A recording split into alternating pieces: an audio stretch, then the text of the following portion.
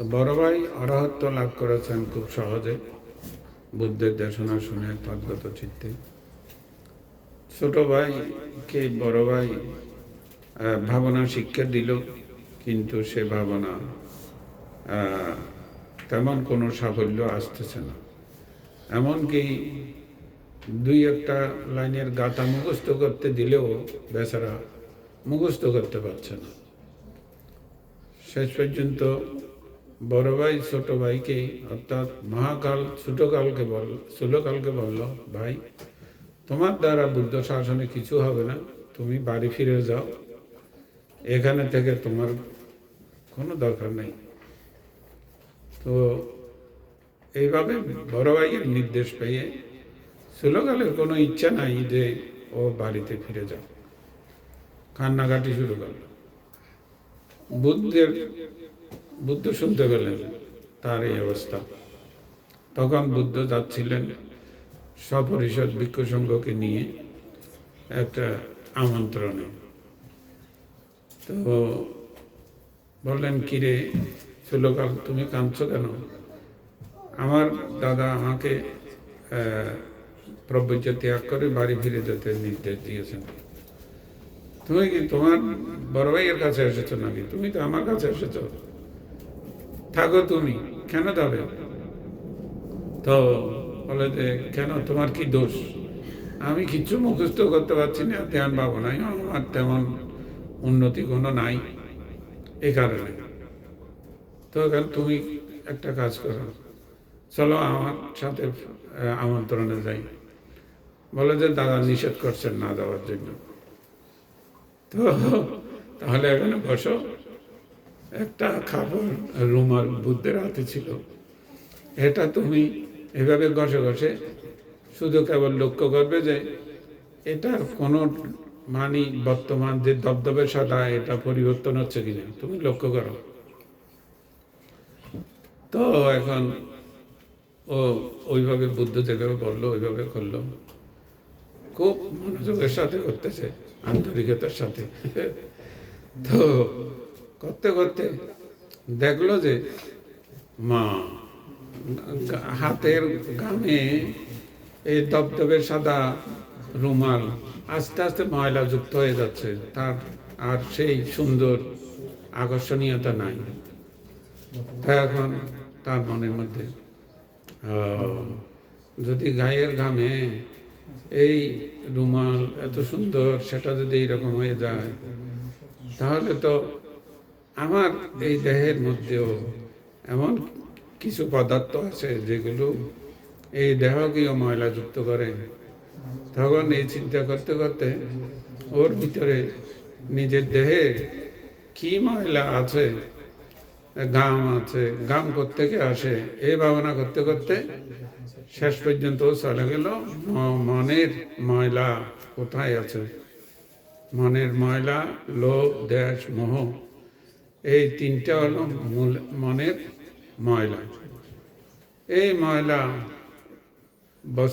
আমার সমস্ত মনকে এইভাবে মলিন করে রেখেছে বলে আমি এখন কোনো গাথা সূত্র এগুলো মুখস্থ করতে পারছি না, ধ্যান ভাবনাও আমার ঠিক মতো হচ্ছে না।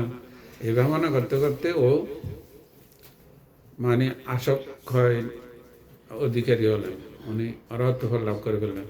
শুধু অরহত্ব ফল নয়, তা তিনি একই সাথে মানে ঋদ্ধি শক্তি ঈশ্বরাবিজ্ঞার অধিকারী হলেন। বিচিত্রভাবে বুদ্ধের ধর্ম দর্শনা শিক্ষা উপদেশকে বুঝে ফেললেন, এবং ওই সময়ে উনি ইচ্ছা করলেন যে আমি এখন বুদ্ধ যে আমাকে যেতে বলছেন, তা আমি এখন ওই আমন্ত্রণ বাড়িতে ধর্মসভায় গিয়ে উপস্থিত হব। তখন বুদ্ধ দেশনা করার জন্য মানে কে এখানে দেশনা করবে, তো বুদ্ধ নীরব হয়ে আছে। শেষ পর্যন্ত ওখানে দেখা গেল হঠাৎ করে ছোটকাল ওখানে উপস্থিত। তো বলে যে আজকে দেশনা করবে এখানে ছোটকাল।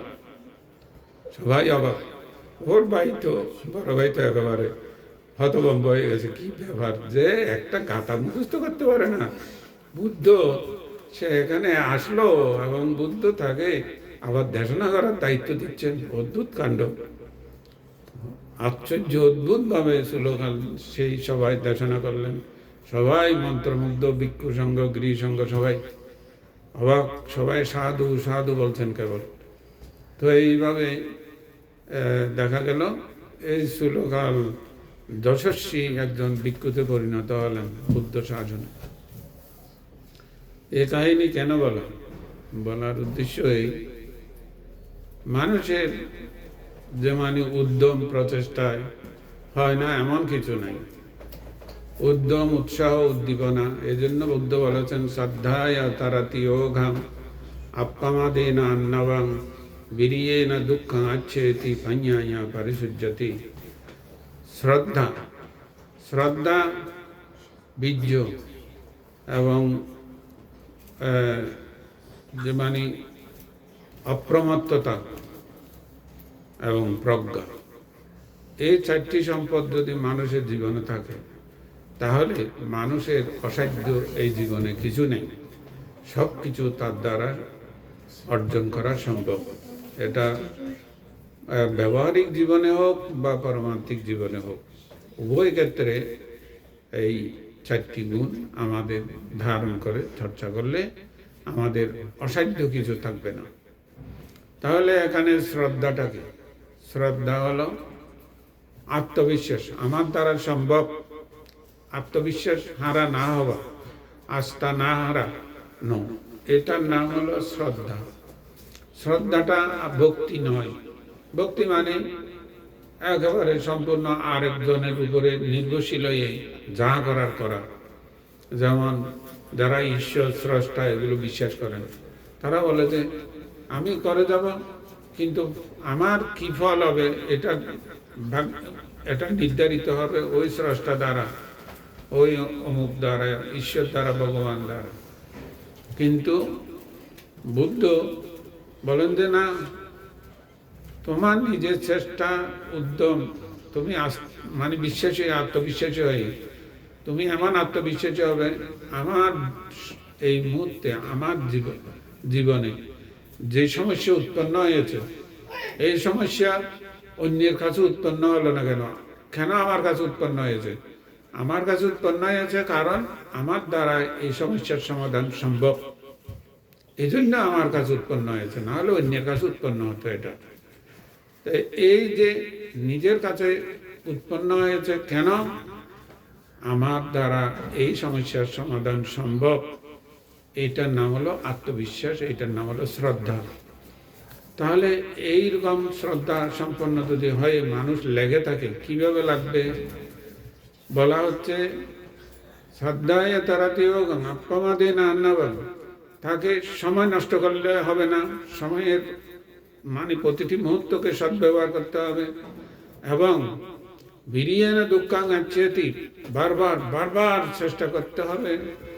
তারপরে পඤ্ඤায়া পরিশুজ্যতি, এইগুলো তার আত্মবিশ্বাসের সাথে অবশ্যই জ্ঞান প্রজ্ঞা থাকতে হবে, তাকে বিচার বিশ্লেষণী হতে হবে, এবং তার সময়ের ব্যবহারকেও সে চিন্তা করে বিচার বিবেচনা করে কাজে লাগাবে, এবং তার উদ্যম পরাক্রমকেও ঠিক সেভাবে কখন কোন ভাবে উদ্যম কিভাবে নিতে হবে সেভাবে সচেতন সতর্ক থেকেই কাজে লাগাতে হবে। এই তিনটাকে সম্পূর্ণরূপে কাজে লাগানোর দায়িত্ব, সঠিকভাবে কাজে লাগানোর দায়িত্ব কার? তা হলো প্রজ্ঞা। এই জন্য বুদ্ধ বলেছেন পඤ্ඤাহি সট্টা কুশল, জীবনের মধ্যে যদি কুশল মানে সৎ কিছু থেকে থাকে, ভালো পুণ্য কিছু থেকে থাকে, তাহলে প্রজ্ঞাই হলো সর্বশ্রেষ্ঠ। পඤ্ඤাহি সট্টা কুশল, প্রজ্ঞাই সর্বশ্রেষ্ঠ। অতএব সেই প্রজ্ঞা দ্বারা বুদ্ধ সব কিছুর সমাধান, প্রয়োগ, ব্যবহার এবং সমাধান দিতে বলেছেন। তাহলে এই জন্য এইখানে আমরা আমাদের জীবনে কেবল বান্তেরা পারবেন, আমরা পারবো না, উনি অভিজ্ঞ তিনি পারবেন, আমি অনভিজ্ঞ আমি পারব না, এই ধরনের কোনো প্রশ্ন এই ক্ষেত্রে নাই। যে যেই অবস্থায় আছে সে সেই অবস্থা থেকে তার সামর্থ্য অনুযায়ী সে এই বিষয়গুলোকে যদি অনুশীলন করে অবশ্যই তার জীবনে সাফল্য আসবে। ভালো একজন মানুষ বহু বছর ধরে চেষ্টা করছেন, কিন্তু সাফল্য কাকে বলে তার ভাগ্যে জুটছে না। তেমন অবস্থায় সেই ব্যক্তিটা করবেন কি? সেই ব্যক্তিটা করবেন যে আমি তো চেষ্টা করে যাচ্ছি, আমার শ্রদ্ধা হারালে চলবে না, আমার আত্মবিশ্বাস হারালে চলবে না। করতে করতে করতে করতে সে মারাই গেল। আমরা যারা বেঁচে আছি তারা বললাম বেচারা এত চেষ্টা করলো, মারাই গেল শেষ পর্যন্ত, কিন্তু ফল তো কিছু দেখলাম না। বুদ্ধ এক্ষেত্রে বলেন সে ব্যক্তির ফল সে ব্যক্তিই নিয়ে চলে গেছে, এতে তোমার আমার কোনো শেয়ার নাই, আমরা কেবল দর্শক মাত্র। তবে সে যা পেয়েছে সে পেয়েছে, এতে হতাশ হবার কোনো কারণ নেই, কারণ সে একটা সৎ উদ্দেশ্য সামনে নিয়ে সে প্রচেষ্টা করেছে। এক বহুজন ছাত্র লেখাপড়া শুরু করেছে, ক্লাসে বসেছে, একই টিচারের লেকচার শুনেছে, সব কিছু করেছে। পরীক্ষার ফলে সবার রেজাল্ট সমান হলো না, কারণ তার সেখানে ওই শ্রদ্ধা, অপ্রমত্ততা, বীর্য পরাক্রমতা, প্রজ্ঞা, এগুলোর মধ্যে সামঞ্জস্য সে ঠিক মতো করতে পারেন। এটাই হলো সমস্যা। না হলে তো একই ক্লাস, সে ছাত্র, একই টিচারের বক্তব্য, একই সাবজেক্টের উপর আলোচনা, তারপরেও পরীক্ষার মধ্যে তারতম্য, রেজাল্টের মধ্যে তারতম্য হয়ে গেল কেন? যেহেতু ওখানে সে যে যতটুকু ভাবে সে এটাকে ধারণ করতে পেরেছে, বুঝতে পেরেছে, ঠিক সেই পরিমাণে তার নাম্বার এসেছে। তাহলে যার নাম্বার বেশি আছে তার বুদ্ধ বলেন তোমার অহংকারের কিছু নাই, তুমি আনন্দিত হবে, যেহেতু তুমি সব কিছুকে ব্যালেন্স মেনটেন করে তুমি সাফল্য অর্জন করেছ। যে নাম্বার কম পেয়েছে, এমনকি ফেলও করেছে, তারও মনক্ষুণ্ণ হওয়ার কিছু নাই।